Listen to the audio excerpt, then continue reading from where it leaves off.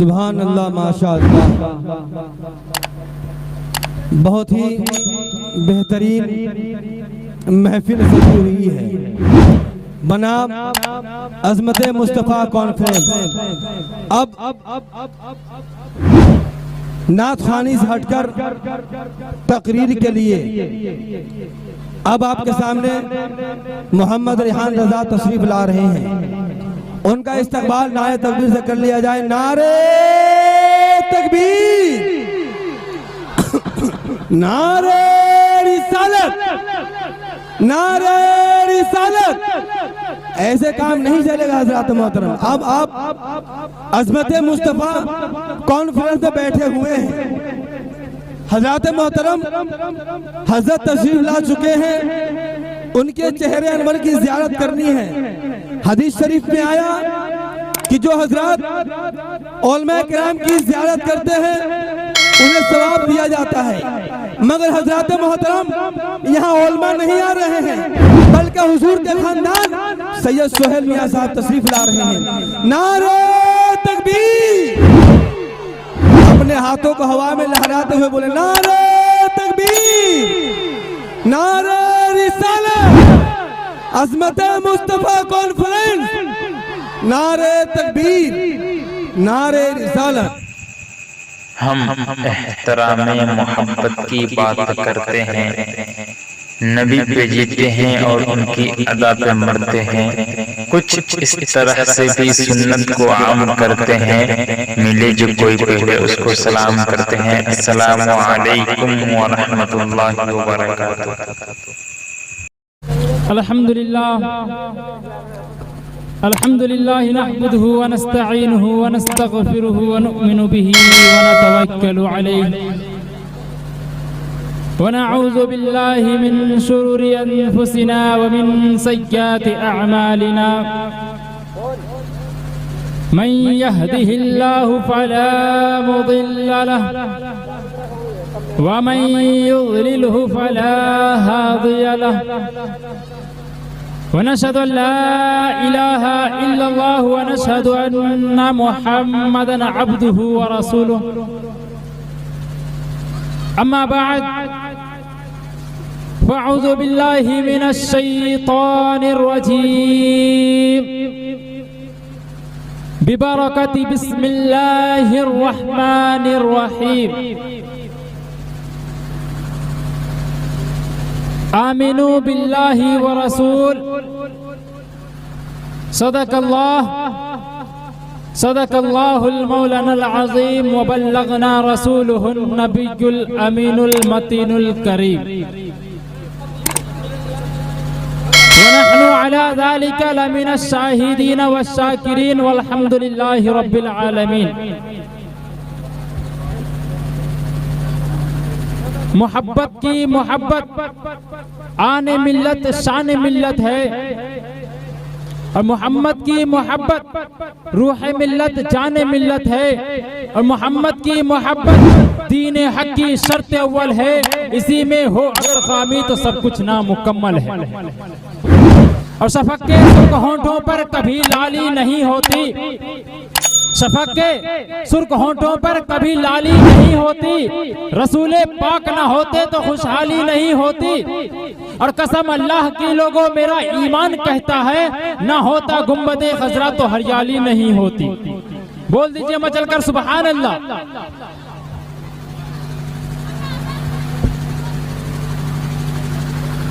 आमिनू बिल्लाहि व रसूल। खल्ला के दो आलम का इरशाद है कि ए लोगों, तुम ईमान लाओ अल्लाह और उसके रसूल पर। तुम ईमान लाओ अल्लाह और उसके रसूल पर, यानी तुम इस बात का इकरार करो कि अल्लाह तबारक व तआला के सिवा कोई माबूद नहीं, यानी कोई इबादत और परस्तिश के लायक नहीं, और मोहम्मद सल्लल्लाहु तआला अलैहि वसल्लम अल्लाह के रसूल हैं। किसके रसूल हैं? अल्लाह के रसूल हैं। और कलमा तय्यबा का तर्जमा भी यही है। मेरे दीनी भाइयों, कलमा तय्यबा को बुलंद आवाज से पढ़कर अपने ईमान को ताज़ा करें और पढ़ें ला इलाहा, बुलंद आवाज से ला इलाहा हल्क से आवाज निकालिए, ला इलाहा इल्लल्लाह मुहम्मदुर रसूलुल्लाह। हजरत, यही कलमा तैयबा इस्लाम का दरवाजा और दीनो ईमान की बुनियाद है। यही वह कलमा है जिसको काफिरीन और मुशरिकीन भी कबूल करके और एहतिकाद के साथ पढ़कर इस्लामी दायरे में आए और मुमिनीन और मुस्लिमीन के लक़ब से मलक़ब हुए और निजात के मुस्तहक बन गए। हजरत गिरामी, इस कलमा के दो जुज़ हैं। इस कलमा के दो जुज़ हैं।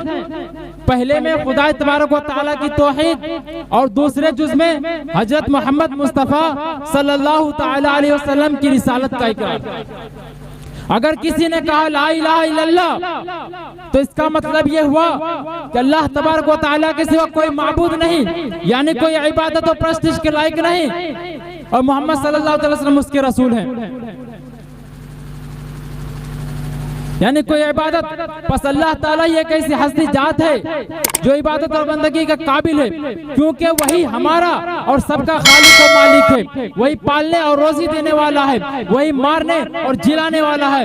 बीमारी और तंदुरुस्ती, अमीरी और गरीबी, हर तरह का बनाव बिगाड़ और नफा व नुकसान सिर्फ उसी का कब्जा कुदरत में है। और उसके सिवा जमीन और आसमान में जो हस्तियां हैं, खा इंसान और फरिश्ते, सब उसके बंदे और उसके पैदा किए हुए हैं। और उसकी खुदाई में कोई उसका शरीक और साजी नहीं, और ना ही उसके हुक्मों में उलट पुलट का कोई इख्तियार है, और ना उसके कामों में दखल देने की किसी को मजाल है। लिहाजा बस वही इस लायक है कि उसकी बंदगी और प्रस्तिश की जाए, उसी की बारगाह में गिरगिरा कर दुआ मांगी जाए, क्योंकि वही हकीकी मालिकुल मुल्क और अहकमुल हाकिमीन है।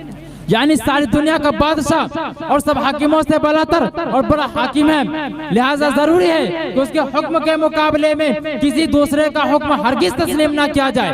अगर चाहे अपना बाप ही हो या हाकिम वक्त हो या कोई प्यारा दोस्त हो या खुद दिल की ख्वाहिश और अपने जी की चाहत हो। अलगर जब हमने जान लिया और मान लिया कि बस एक अल्लाह ही इबादत और बंदगी के लायक है, तो चाहिए कि हमारा अमल भी उसी के मुताबिक हो, और दुनिया के लोग देखकर समझ जाए कि सिर्फ अल्लाह के बंदे हैं, सिर्फ एक खुदा की प्रस्तिश करते हैं, उसी को पूजते हैं, उसी के लिए जीते हैं और उसी के लिए मरते हैं। अलगर्ज ला इलाहा इल्लल्लाह हमारा इकरार और ऐलान है, ला इलाहा इल्लल्लाह हमारा एतकाद और ईमान है, ला इलाहा इल्लल्लाह हमारा अमल और हमारी शान है, क्योंकि ला इलाहा इल्लल्लाह दीन की बुनियाद की पहली ईंट और सारे नबियों का सबसे अहम और अव्वल सबक है, और दीन की तमाम बातों में इसका दर्जा सबसे ऊंचा है।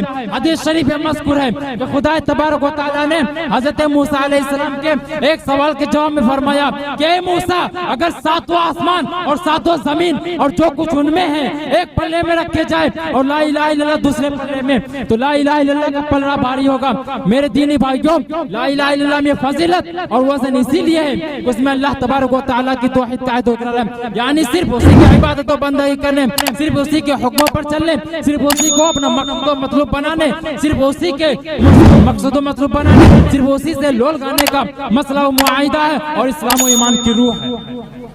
बोल दीजिए मैं चलकर सुभान अल्लाह।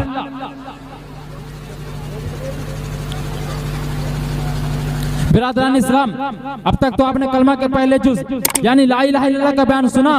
अब हमारे कलमा के दूसरे जुज का बयान सुनिए। हमारे कलमा का दूसरा जुज है मोहम्मद रसूलुल्लाह सल्लल्लाहु अलैहि वसल्लम, यानी मोहम्मद अल्लाह के रसूल हैं।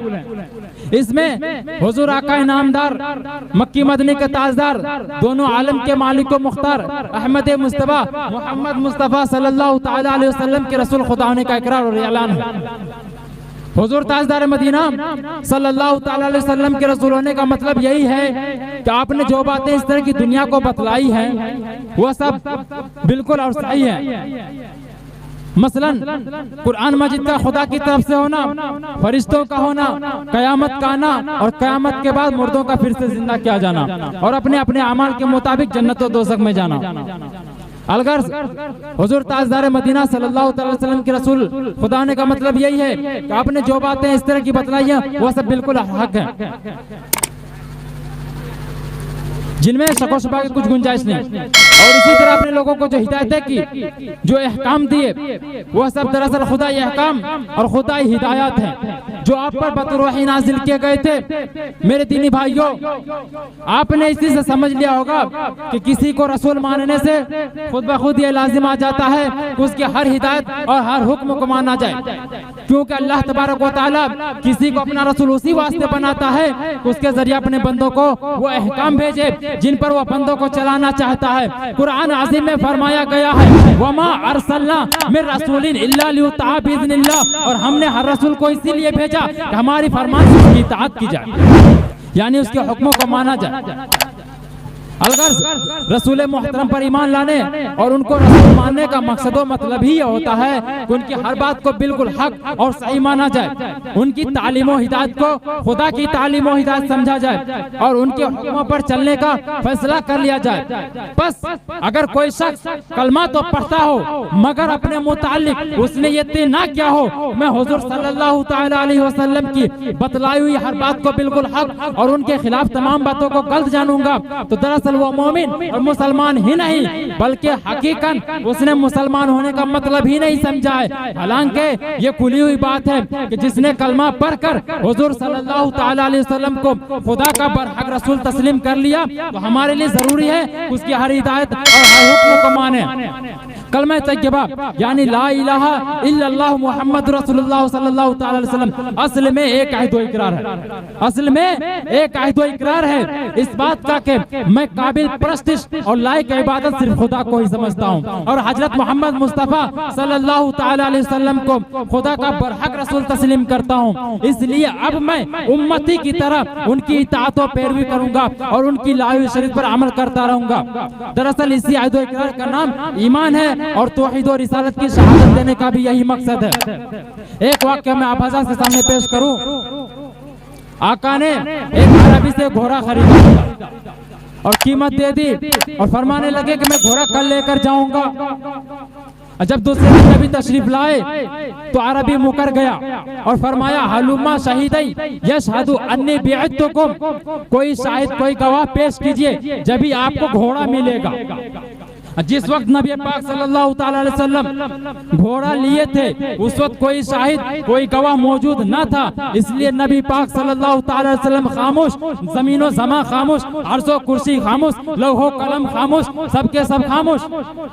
इतने में एक बहुत ही प्यारे साहबी जिनका नाम हजरत खुज़ैमा है वो तशरीफ लाए और मजमे में से एक साहबी को बाहर बुलाए और फरमाने लगे कि सबके सब खामोश क्यों हैं, क्या वजह है, क्या बात है।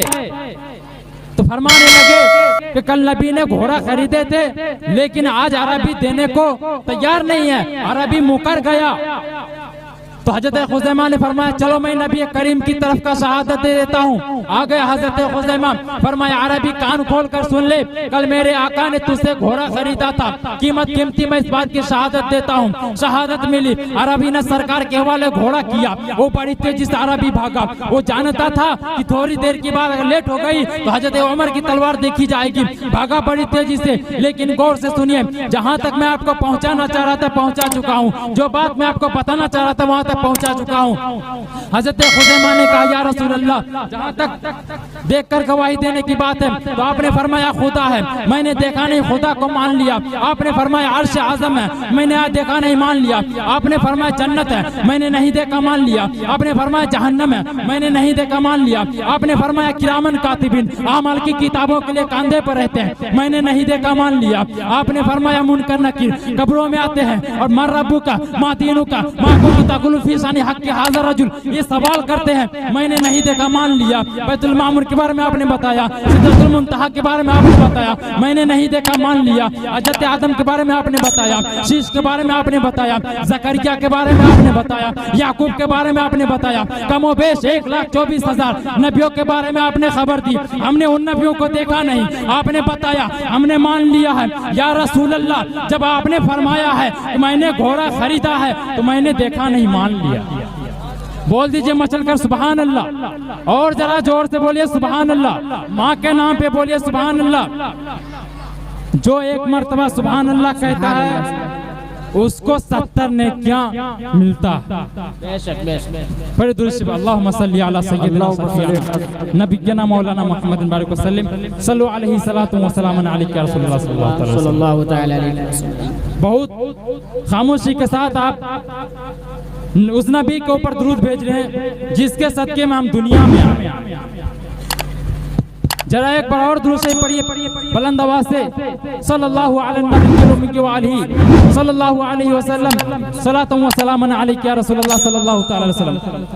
हदीस शरीफ के अंदर सलात और सलाम की बहुत ज्यादा फजीलत आई है। हुजूर महबूब साकी हौदे कौसर शाफ़िई रोज़े महशर सल्लल्लाहु अलैहि वसल्लम ने इरशाद फरमाया कि जो मुझ पर एक मर्तबा दुरूद शरीफ भेजेगा अल्लाह तबारक व तआला उस पर 10 दरूद फरमाएगा और उसकी 10 खताएं बख्श देगा और 10 दर्जे बुलंद फरमाएगा। सिर्फ इतना ही नहीं, हुजूर शफीउल मुज़नबीन सल्लल्लाहु अलैहि वसल्लम ने यह भी फरमाया कि जो शख्स मुझ पर कसरत से दुरूद शरीफ भेजेगा तो अल्लाह तबारक व तआला उसकी मौत के बाद तमाम मखलूक को हुक्म देगा उसके लिए इस्तिग़फ़ार करें। सिर्फ इतना ही नहीं, हुजूर रहमतुल लिल आलमीन सल्लल्लाहु अलैहि वसल्लम ने एक दूसरी जगह यह भी फरमाया कि क़यामत के दिन, बोल दीजिए मैं चलकर सुभान अल्लाह, कयामत के दिन मुझसे सबसे ज्यादा करीब वो होगा जिसने सबसे ज्यादा मुझ पर दुरूद शरीफ भेजा। तिरमिज़ी शरीफ में है कि अबी इब्ने काब रज़ियल्लाहु ताला अन्हु कहते हैं कि मैंने अर्ज किया कि या रसूलल्लाह सल्लल्लाहु ताला अलैहि वसल्लम, मैं दुआएं कसरत से मांगता हूँ, मैं दुआएं कसरत से मांगता हूँ, तो उसमें से हुजूर पर दुरूद के लिए कितना वक्त मुकर्रर करूँ? आका ने फरमाया जो तुम चाहो, मगर उसमें और ज्यादा करो तो तुम्हारे लिए बेहतर है। तो मैं अर्ज की कल वक्त दुरूद के लिए मुकर्रर कर लूँ।